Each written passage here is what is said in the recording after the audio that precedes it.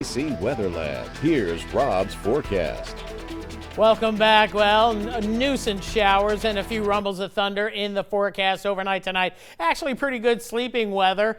Showers will gradually end somewhere between 1 and about 3 o'clock in the morning and should taper off across all of Acadiana by daybreak. And then we're setting up for a very nice weekend. We've been on a roll for the weekends. This one, no exception. So let's kick it upstairs. Look at the satellite imagery. And we do have plenty of showers across the area. Some heavier storms up into Mississippi and Alabama. That's where the real thunderstorm dynamic is and will continue to be into this evening. But we can't rule out a rumble of thunder. Mostly showers, though. The frontal boundary showing up nicely during the course of this afternoon. It's entered the northwestern sections of Acadiana. We'll see on and off showers through the evening hours. That was about a 12-hour loop. And as we zoom on in, you can see the scattered activity across a good part of Vermilion Parish, portions of Lafayette Parish. Certainly St. Landry's been on the wet side, catching nearly an inch of rain across portions of St. Landry, Evangeline, up through Rapides, and certainly Allen and northern portions of Jeff Davis Parish and back to Calcasieu and Beauregard with heavier rains earlier. But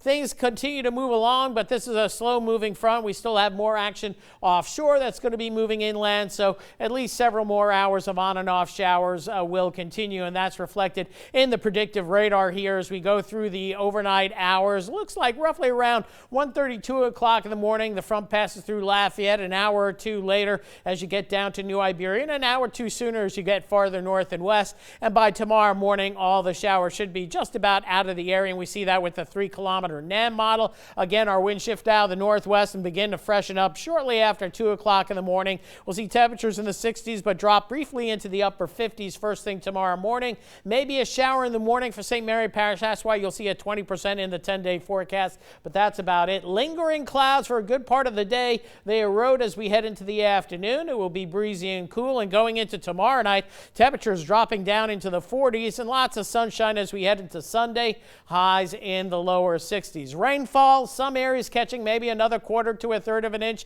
Wherever a storm may pop up, though, maybe an inch of rain, but we're not expecting any flooding.